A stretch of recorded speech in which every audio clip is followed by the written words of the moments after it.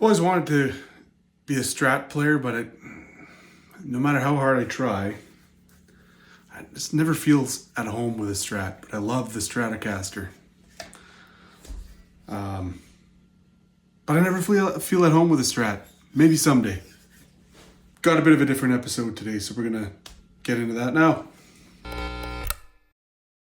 So welcome back to another episode of the show that we like to call 59er Winder Show. This is where we like to fly by the seat of our pants and where we document my ever incrementally getting worse and longer hair. I actually kind of go over this Strat first, I guess. This is my first real electric guitar that I've ever gotten. I got this when I was a kid. This is a 1992 Squier Wayne's World Stratocaster, and made in Japan, and the neck is just, they don't make Squiers like this anymore. And it's been through a series of upgrades, right? So the bullshit playing at the beginning, I was just kind of basically going through some cheap riff and going through the different positions from neck, middle, bridge, and then just bridge. Just to kind of show the different sounds that I'm getting out of this guitar. This has a set of my pickups, the FC63s. So they're kind of modeled after inspired by the 63 era Strats kind of thing. And I think they sound pretty cool. But I'm not, like I said earlier, I'm not really a Strat guy. Every time I pick up a Strat and I want to play stuff that sounds like, the typical Stratty stuff, like name a Strat player, right? Like you got like, the Strat era Clapton stuff, or the Hendrix and the Stevie Ray. I don't sound that way, so I can't really make a Strat really sound like that. So I want to love Strats, and I do love them. I think they're great. I think they're awesome, and everybody should have at least one in their collection. But it's not where I feel at home personally for playing. But I'll never get rid of this one because it's got a lot of history and a lot of meaning and emotional value, sentimental value, and so it'll always stay with me. It's a cool Strat. Now onto the episode, because we're not going to talk about Strats or anything. I'd like to do a Strat video at some point and kind of dive into that a little more, but right now I've got a couple guitars that I need to send back out. But these were two guitars that had two different jobs I had to do, and I was planning on making a video of each, so they would have been both tabletop reviews, tabletop videos, like we've done in the past, where I dive in and do all the work and take you along for the ride, and it ends up being an hour long and all that shit. What ended up happening is I was starting to film it, and one guitar I hit a pretty major snag on, and I just shut the video off, and I had to put it back to how it was, and then contact the source that sent me this so that they can talk to their customer.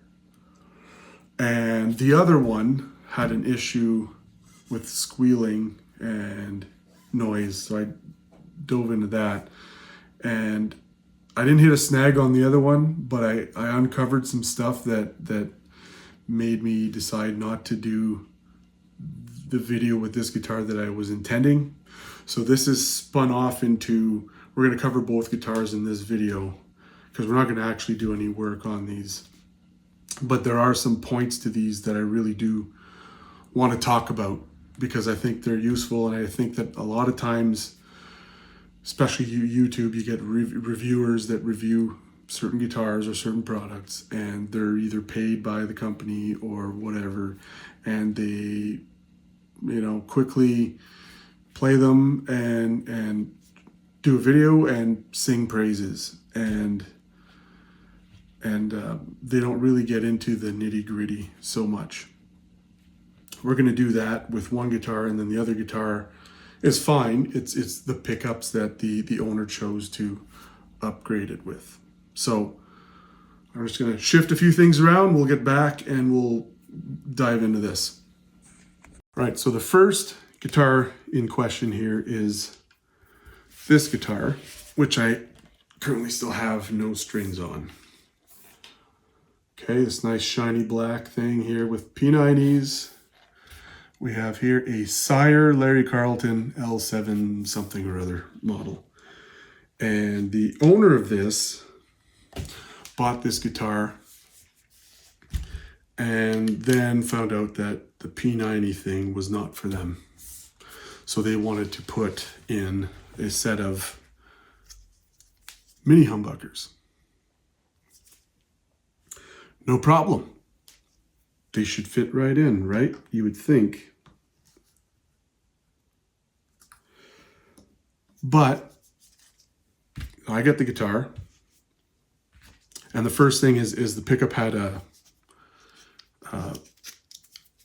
tear in the wire here, and it was cutting through some of the, so it's a 4-conductor wire. It was tearing into it. Still had a reading, but that could cause problems. So took this pickup apart and cut this whole wire and stripped new ends and wired it into the bobbins, right? So the bobbins have a start and finish wire on each bobbin that connects to the 4 wires on here, but on the other end. So now there's no tear. It's just fresh wire, fresh, clean, full wire all the way through. So we fixed this pickup. Then I got into digging into the Sire. Pulled the strings off, pulled the pickups out. And when I went to put these in, they didn't fit. And so as you can see with the guitar here, like these routes have to be super clean, super straight, and the finish kind of curls over it a bit. Because these pickups fit into the cavity and it's uncovered, right? And the way that these are made, they're a mini humbucker mounted into basically a modified P90 cover, right? They mill out the middle and drill holes, and then they slide into these holes. So using a router and widening the cavity a little bit would look like crap, right? And I wasn't going to do that. So sent a message back to the owner and see what he wants to do from there. My suggestion was, if you're really tied to this brand, Sire does make this exact same model with full-size humbuckers. We don't know, the jury's out yet on what will happen there. Which brings me to my first point that I want to talk about regarding this guitar, but like imports in general. You got to think like you're safer if you get, PRS Epiphone, right? They're closely tied to their American counterpart. So PRS SE would be, PRS in Maryland. Epiphone would be Gibson in Nashville. And those guitars typically will share the same sizing standard for dimensions, for routes and stuff like that. Where you go off brand or away from a major brand, so stuff like Sire, other off-brand names, they don't follow size, like standard sizing for stuff so closely, right? Epiphone has it in their interest, and it's smart for them to make sure that a Gibson P90 can fit in their Epiphone P90 route, right? Because they want you to upgrade with the Gibson stuff to try to make your Epiphone as close to Gibson as you can. And then the eventual next step upgrade is to get the Gibson, right?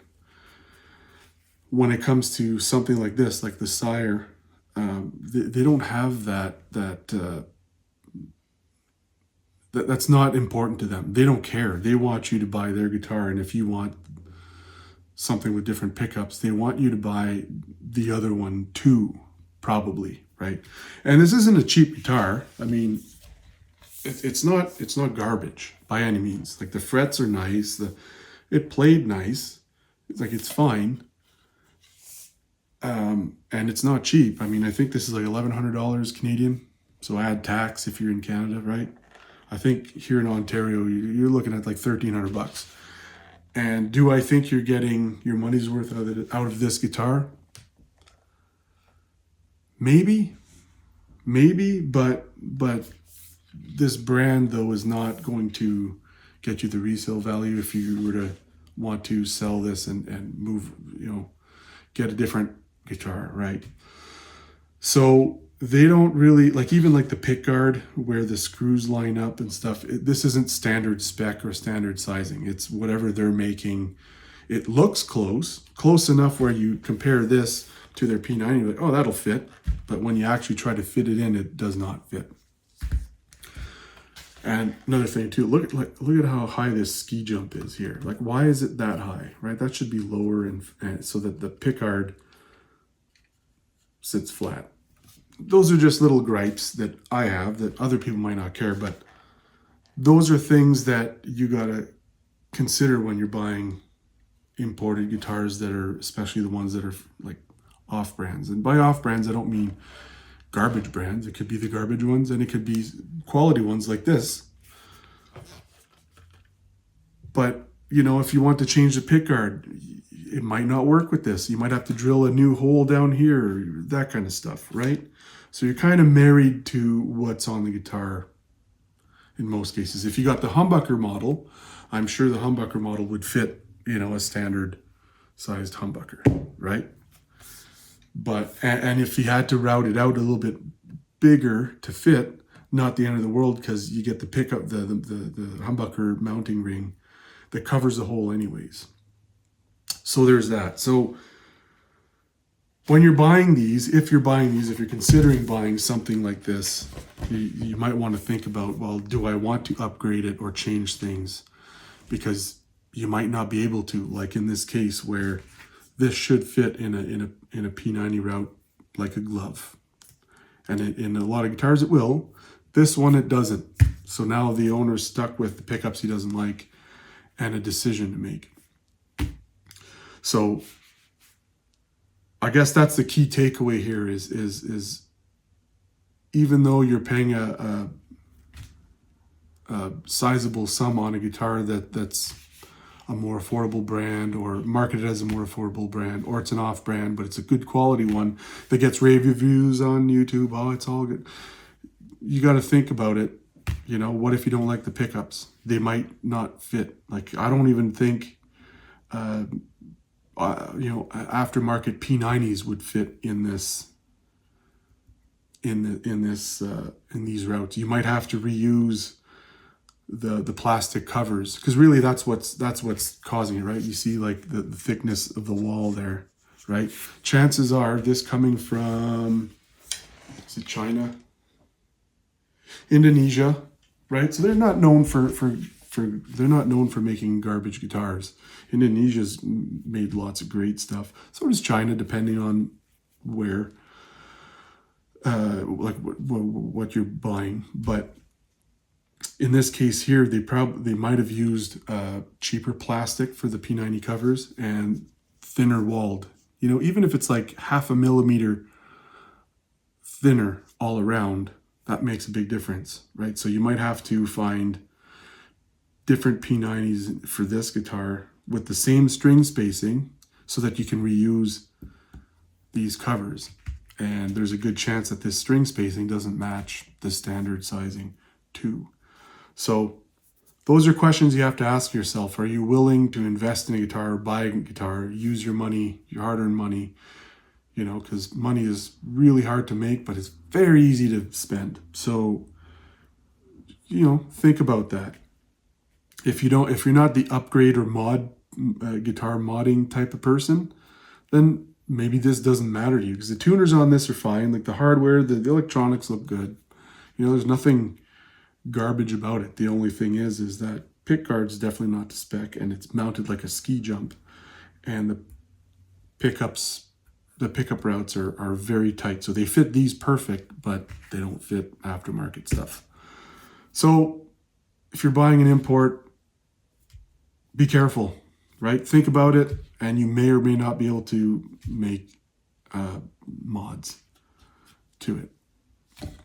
If you buy a P90 guitar, maybe try out P90 guitars and see if that's your jam, right? Because they're not everybody's jam. So try that. So that's Sire.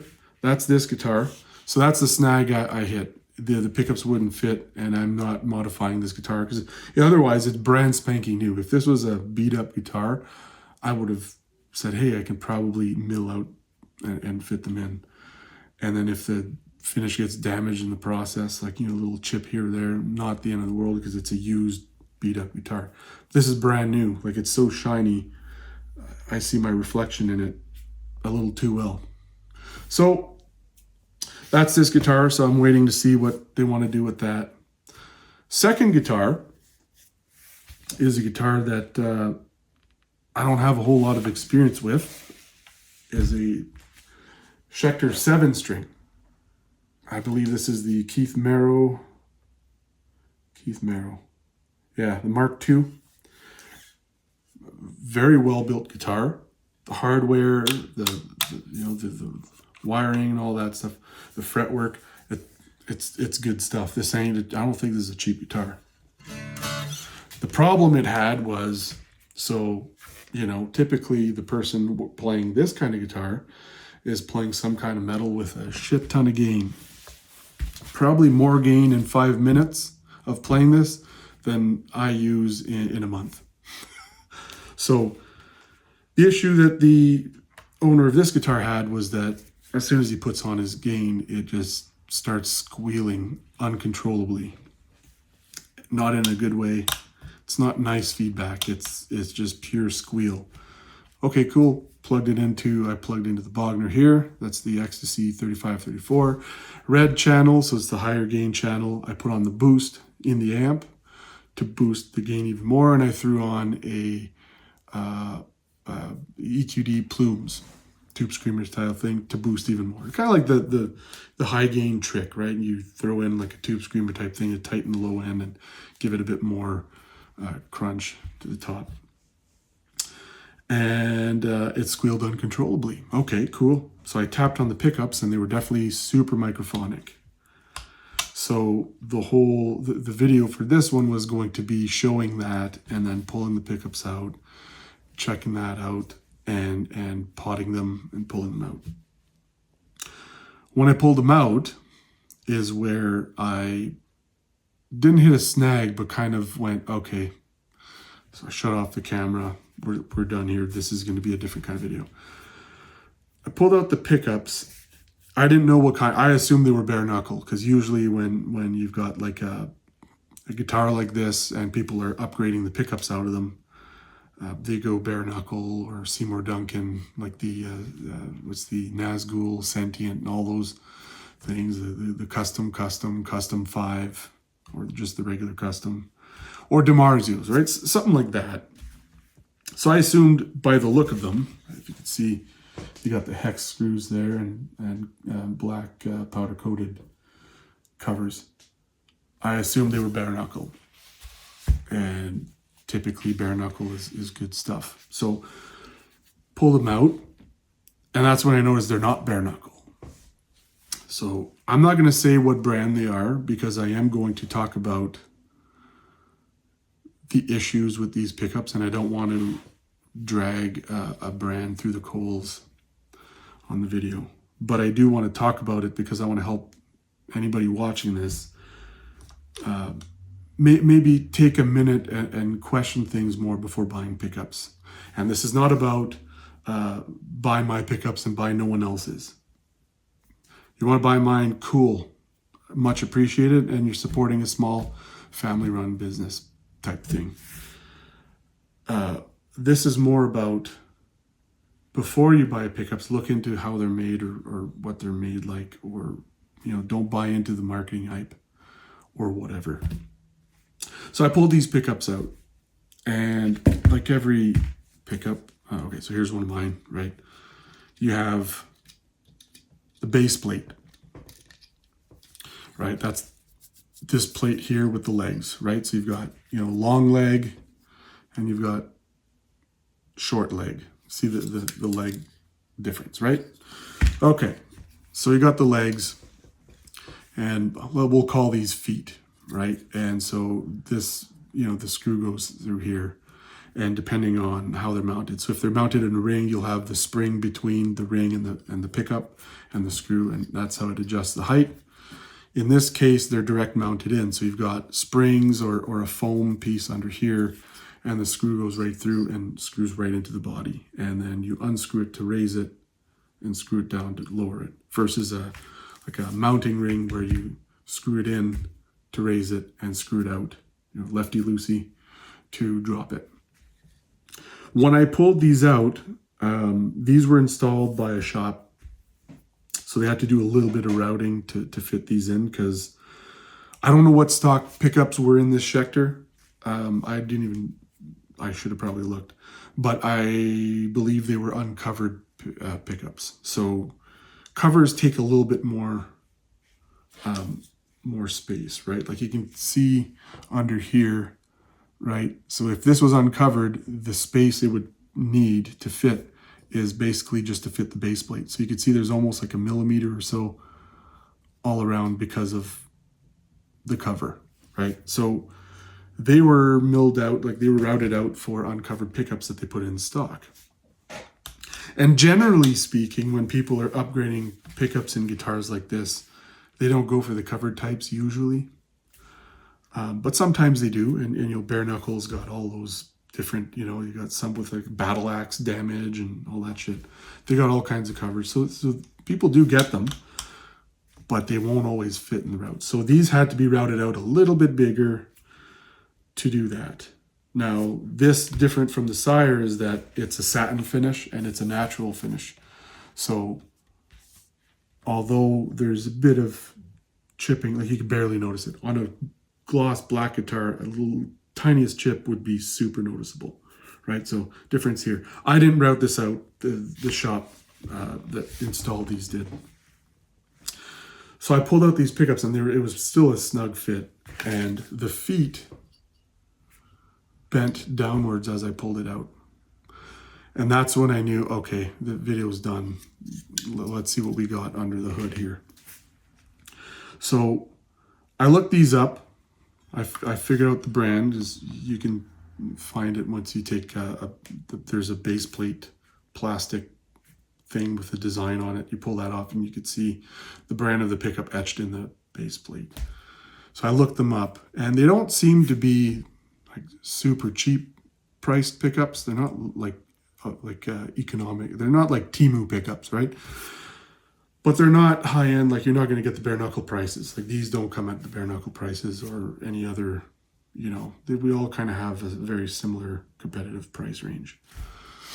When the price starts to drop, then you start to wonder, well, either they've got a deal with a manufacturer and they're getting their all the parts at huge bulk at discount. So the price per unit becomes lower. But other times too is they cheap out on the quality of the parts and materials and stuff. That is something I refuse to do, because the end product, you see that difference in the end product when you don't cut corners on quality throughout the thing. And most builders and boutique winders and stuff follow the same. They're doing the same thing I am, right? They're not building products with junk parts. This company built their pickups with junk parts. So the base plate, not only was it brass, it was very thin, soft brass. So when I pulled the pickup out, the sides of the body and the route kind of caught it like this, and they bent. Like, I can't even bend this. I'm trying. I can't even bend this. I need pliers and physically bend it, right? So this is a quality nickel silver base plate. This is one of mine. This is a 50-niner. Here's a Gibson T-type that I pulled out of the 335 right? It's the same base plate that I'm using, pretty much. Probably from the same factory, everything. Same quality base plate. Here's another one of mine, is a 558. It's the short leg.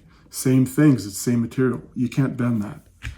These ones bent, and I was able to bend it right back with my fingers. That's when I knew, okay, what else is under here that's cheap? When I popped the covers off, I was expecting these to be non-potted because they were full Squeal City. I popped the covers off, and they were potted. But the covers are so thin and pliable. I wish I had a cover here to show you, but I don't. You know what? Please hold. I will get one. All right, so I got a cover. This is one of the ones I use.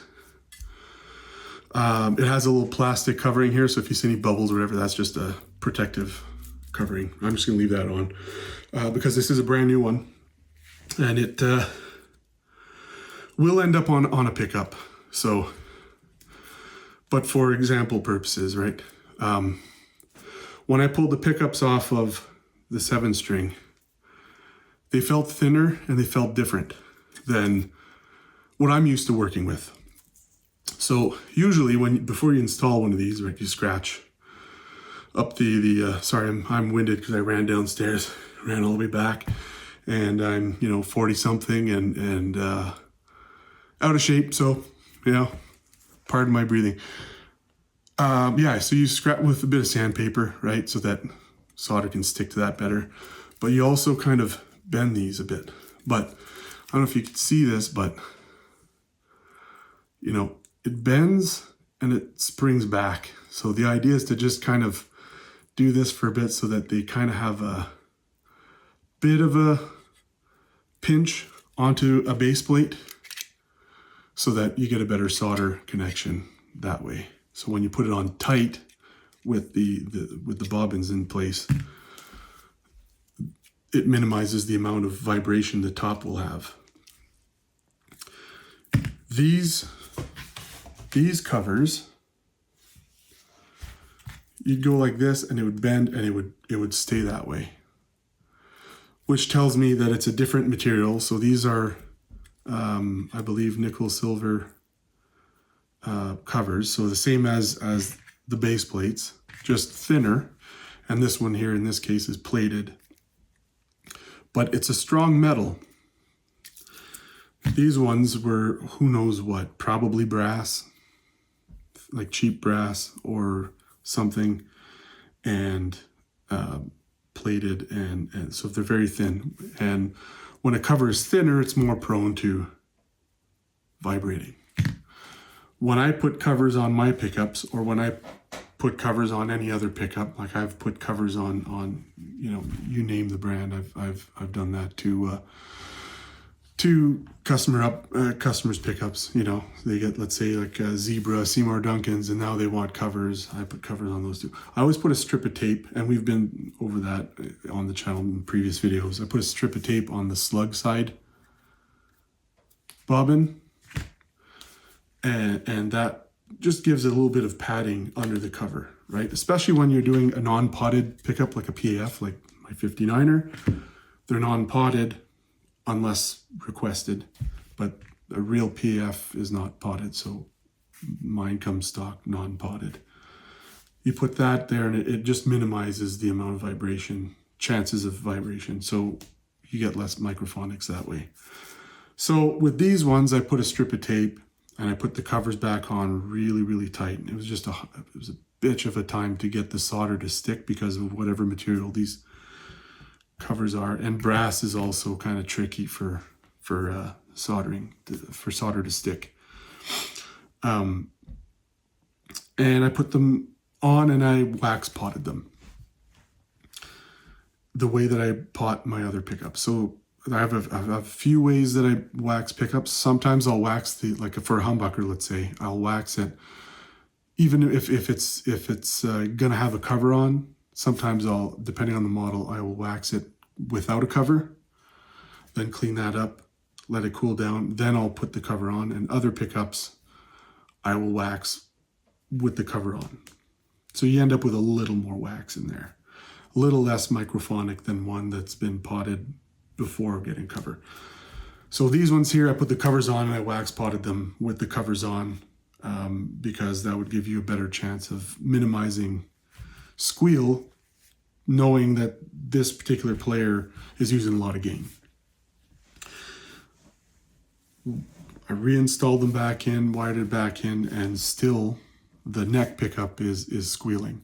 Not as bad as it was, but it's still, if I had the red channel on the Bogner and the boost, it'd be just on the edge. And then as soon as I'd step on the plumes, boo, right, it'd just squeal, right?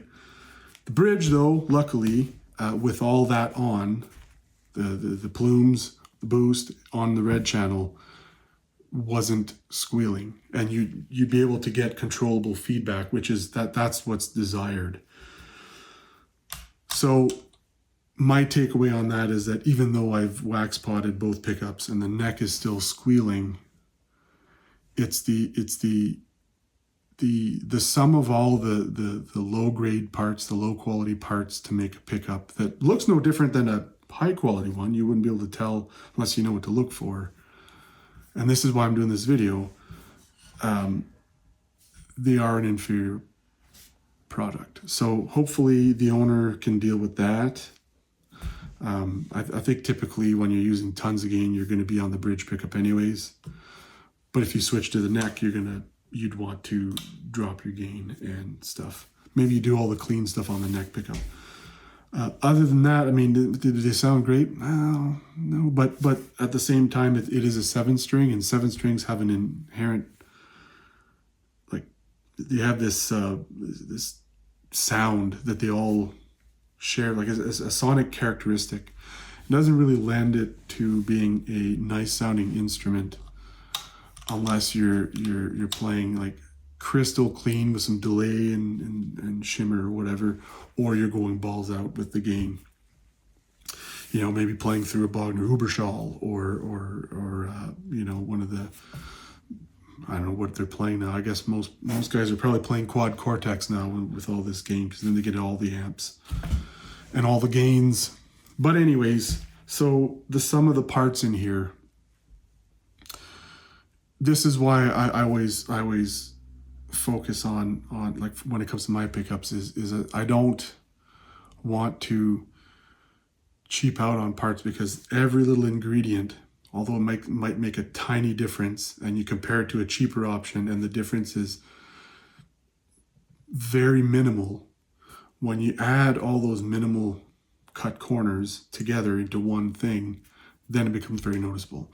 Just like a guitar, right? Like the bridge posts, the materials that the bridge posts and the bridge saddles are made of, and the material of your nut, and how the neck and the body would resonate together naturally, all that ends up making a big difference. But when you compare this pickup and this pickup, they might be pretty darn close on their own, right?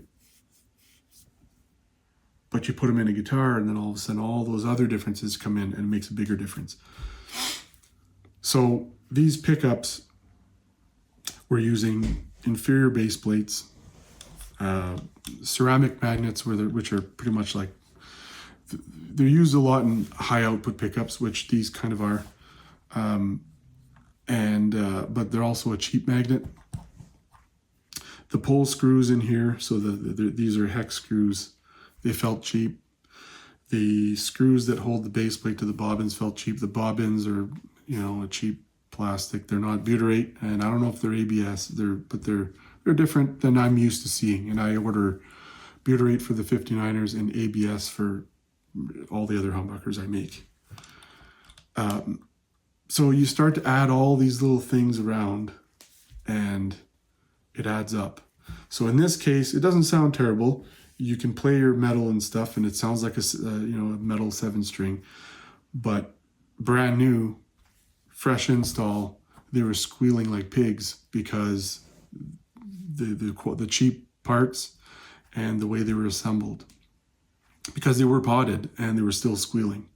Usually you pot them and that takes care of it. So I guess my point on this part of the video here is do some research and really, like, you know, you might have a brand of pickups that might be going viral on YouTube where, oh, these are great, and they're cheap, right? And then you're attracted by the low price, but like with anything else, same applies to pickups. You get what you pay for. And sometimes what you pay for, you're not getting. You're getting way less. And I think in this case, because they're not the cheapest I've seen, price-wise, they're not the most expensive either. They're kind of like in the middle, you know, oh, those are pretty affordable. They should be good, right? And you get them, and they're not. Part of me wants to say the brand name, but I'm not gonna. Just know that, you know, look into it before you buy pickups, right? If you have an interest in buying pickups from a small boutique thing like myself, and there are plenty others, like here in Canada, there's a whole bunch. There's tons in the US. I'm sure there's tons in the UK too. Generally speaking, I think other winders, if they're anything like me, they don't want to sell an inferior product, right? They're not there to just move product to make money. Their passion should be in guitars, guitar playing, and tone, and making a quality product. And in my case, and in their case too, you know, you're only as good as your worst pickup. So if you make a pickup at this quality and you're selling the set for $300-400, it's only a matter of time before your reputation takes a hit, and next thing you know, your sales are gone and no one wants your stuff, right? So if there's passion behind the product, and if there's passion behind guitar playing and tone, you got a safe bet buying from someone like myself and whoever's in your area. You know, you could look around, you could find small boutique winders in your area. You build a relationship with them. You're not going to get junk. Bigger companies that aren't like, you know, if you buy from Gibson, right? Like here's a Gibson pickup, right? Like this, it's good quality stuff. Like I could pull this apart and compare it to the parts that I use, and everybody, you know, all the other small winders use. We're probably using the same stuff, quality-wise. It's all good stuff. You know, even the Epiphone pickups now that they're making now, that we talked about in the previous video, all good quality stuff too. Here's a base plate. It's a brass one. I got this because I wanted to see the quality of these, for one, and because I'm always trying to find ways where I can maybe make a more affordable pickup, but still have ultimate quality in all the parts and materials in it, so that even if it's a lower price point, you're still not getting junk, right? You wouldn't get a 50-niner PAF at that price point necessarily, but you wouldn't get junk like in this guitar ended up getting. But here's a brass base plate, right?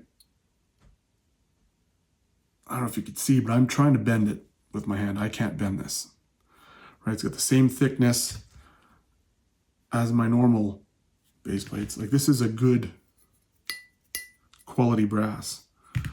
Will darken the pickup, so you want to put this in a brighter spec pickup because it will shave the highs a little bit. But to my point, here's another brass one. This is cheaper. This is like half the price of a base plate like this, nickel silver base plate, right? So you save a couple bucks here, a couple bucks there.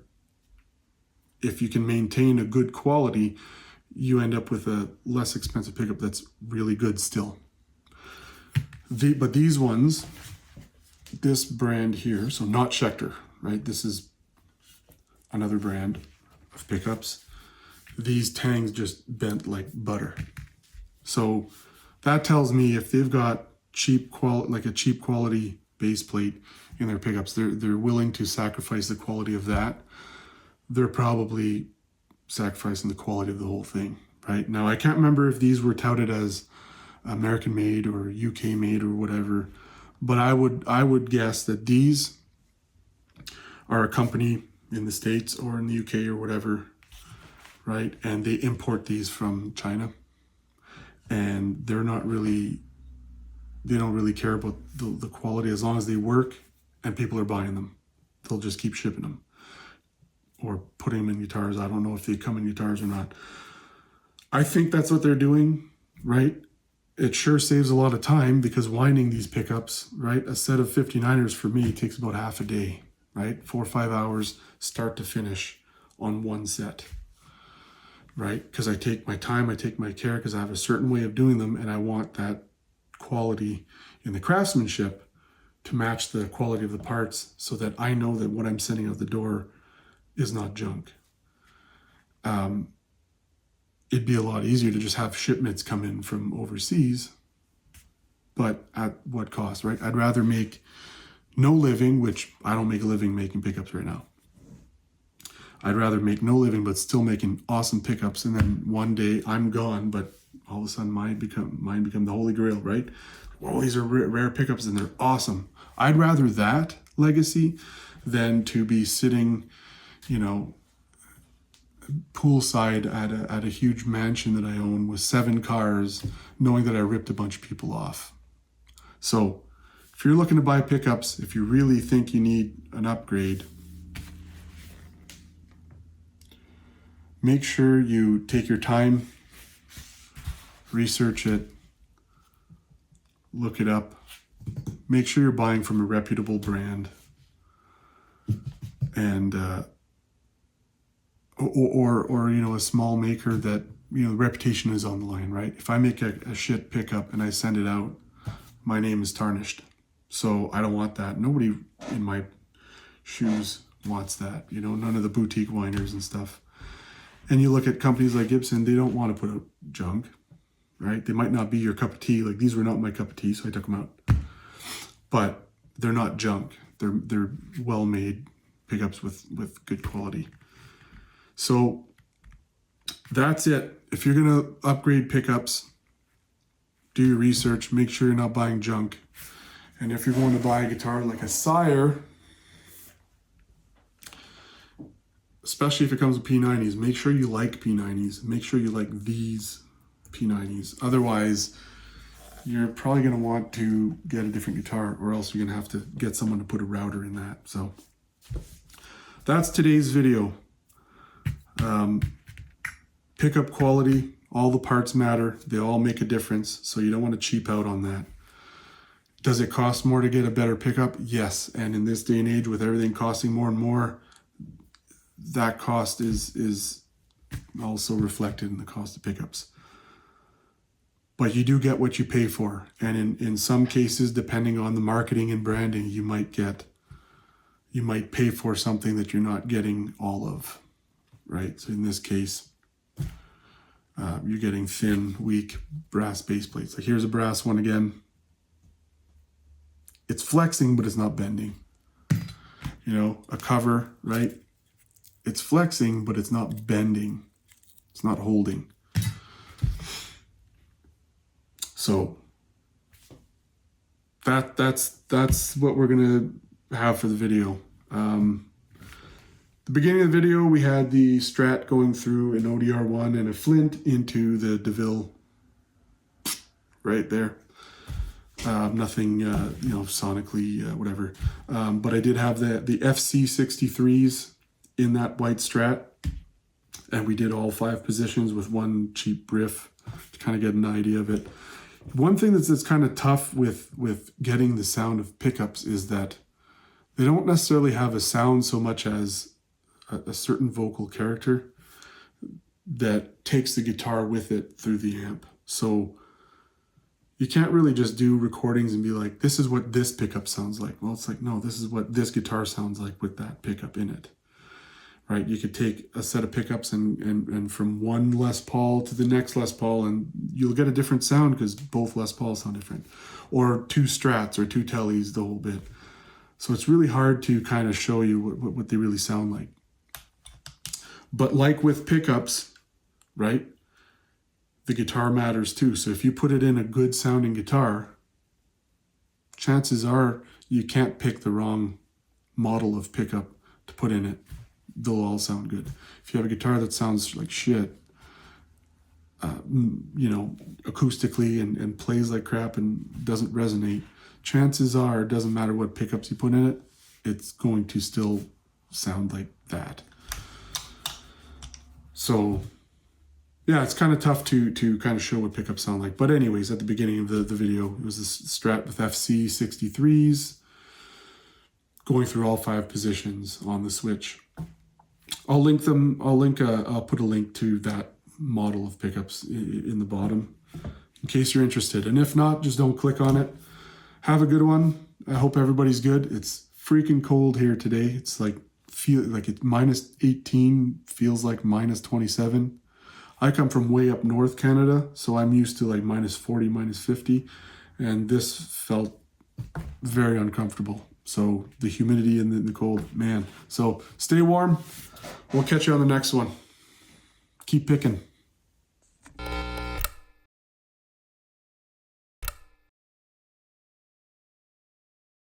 A while ago we got cats. 2 of them. And they just came out hiding. Want to see them?